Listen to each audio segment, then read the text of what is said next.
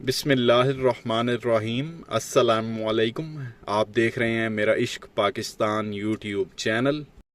اگر آپ اس چینل پر نئے ہیں تو اسے سبسکرائب کر لیں اور بیل آئیکن پر کلک کر لیں۔ محب وطن پاکستانیوں، اس ویڈیو میں بات کریں گے شیخ رشید صاحب کے بارے میں۔ آپ سب انہیں بڑی اچھی طرح سے جانتے ہیں۔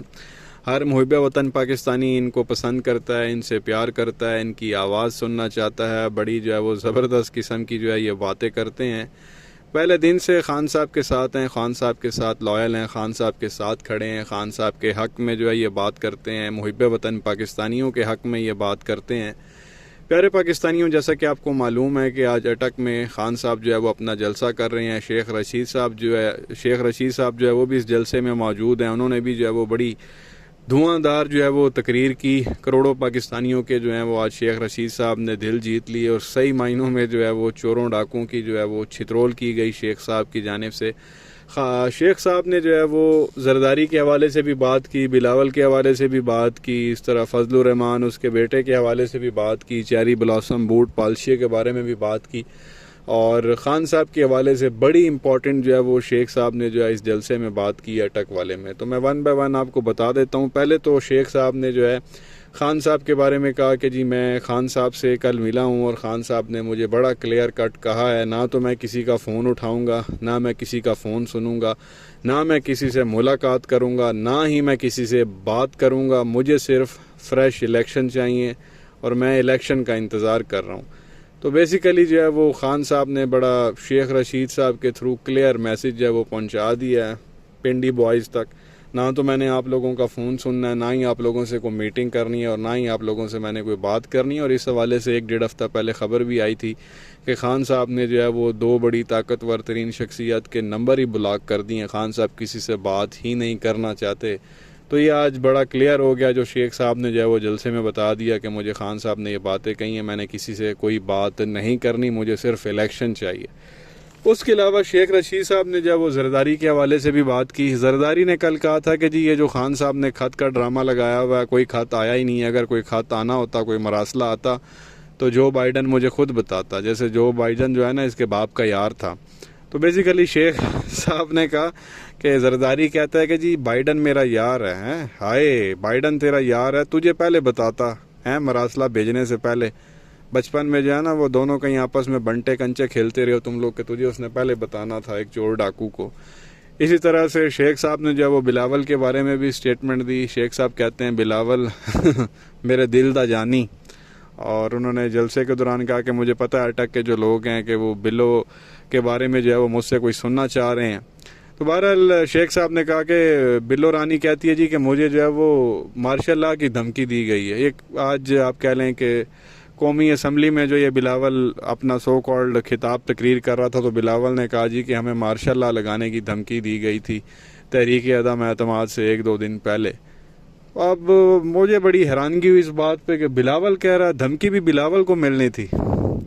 وہ بلاول کو یہ تو دھمکی مل سکتی ہے کہ اسی تیری ویلاں بند کر دینی ہے، آج تو بات تو ویلا نہیں لینی ہے، یہ تو بات سمجھ میں آتی ہے کہ اس طرح کی دھمکی بلاول کو دی جا سکتی ہے۔ مارشل لاء کی دھمکی کو بھی بلاول کو جو نہ 9 میں ہے نہ 13 میں ہے، تو یہ بات سمجھ میں نہیں آتی۔ تو قومی اسمبلی میں کھڑے ہو کے کہنا جی کہ ہمیں دھمکی دی گئی تھی، ہم مارشل لاء لگا دیں گے۔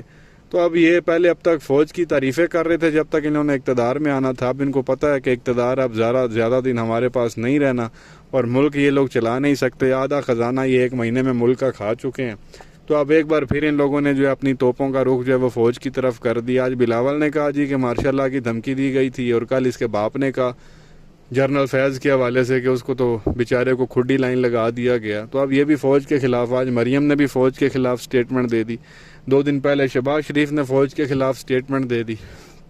تو خیر اب انجوائے کریں، وہ بھی لانے والے ہیں، تو اب انجوائے کریں ان کی ان سٹیٹمنٹس کو۔ اس کے علاوہ شیخ رشید صاحب نے وہ فضل الرحمان کے بیٹے کے حوالے سے بات کی، کیونکہ اس کو وہ وزیر مواصلات لگا دیا گیا۔ اب شیخ صاحب کہتے ہیں کہ اس نے کبھی مسجد کا غسل خانہ نہیں بنوایا، اس کو وزیر مواصلات لگا دیا گیا۔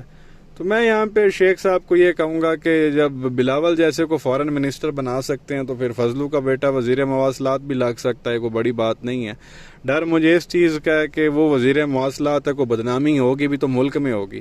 بلاول فارن منسٹر ہے, اس نے باہر جا کے دوسرے ملکوں کے امبیسڈر سے ملنا جلنا ہے, بات چیت کرنی ہے, کوئی ایگریمنٹس کرنے ہیں, تو بلاول نے ادھر جا کے کچھ اول مار دی تو اس سے تو پھر پورے ملک کی بدنامی ہوگی. ظاہر ہے جس طرح یہ کہتے ہیں انڈے کیلے لے لو, آلو جو ہیں وہ درجن میں لے لو, بارش آتا ہے تو پانی آتا ہے, زیادہ بارش آتا ہے تو زیادہ پانی آتا ہے, کاپے ٹانگ رہی ہیں, اس طرح کی سٹیٹمنٹس یہ بندہ دیتا ہے یہ بلاول.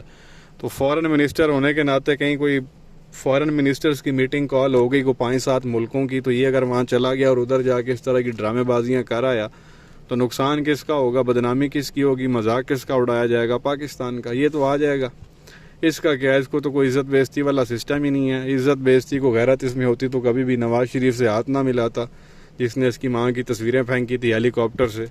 تو بہرحال اس کے علاوہ شیخ صاحب نے جو ہے وہ لانتے بھی بھیجی چیری بلاسم پہ.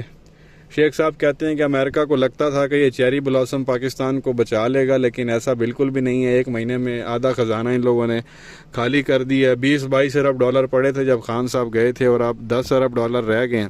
تو فورن ریزروز جو ہیں وہ بہت کم رہ گئے ہیں, اور اللہ نہ کرے کہ ان لوگوں نے اگر یہ 10 ارب ڈالر بھی کھا لیے تو پاکستان جو ہے وہ پھر ڈیفالٹ سٹیٹ ڈکلیئر ہو جائے گا, تو بہت زیادہ جو ہے وہ نقصان ہو جائے گا پاکستان کا, اور پھر ایٹمی اثاثے جو ہے وہ پاکستان کے سیکیور نہیں رہیں گے. ظاہر ہے جنہوں نے پھر پیسے دینے ہیں وہ پھر ایٹمی اثاثے مانگیں گے. یہ شیخ رشید صاحب نے بھی آج کی تقریر میں بات کی. تو اکانومی جو ہے اس موجودہ حکومت سے, اس بوٹ پالشیے سے, اس چیری بلاسم سے بالکل جو ہے وہ نہیں چل سکتی. یہ شیخ رشید صاحب نے آج کے جلسے میں بات کی.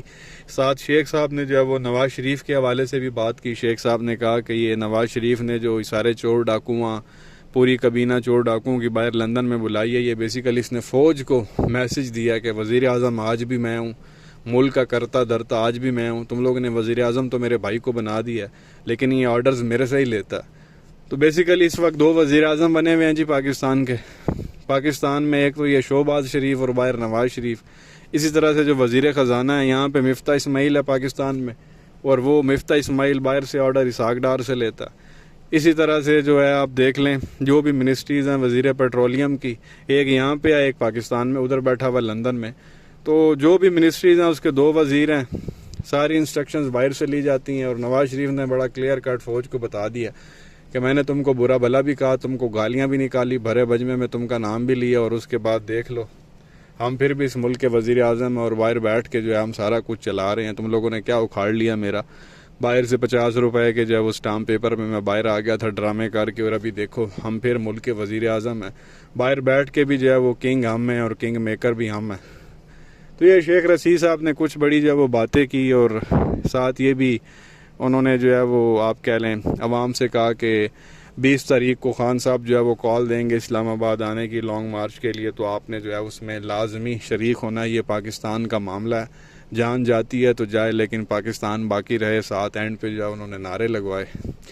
آپ کیا کہیں گے پیارے پاکستانیوں؟ نیچے کمنٹ سیکشن میں اپنی رائے کا اظہار ضرور کریں. ویڈیو کو لائک کریں, چینل کو سبسکرائب کریں, بیل آئیکن پر کلک کریں. شکریہ.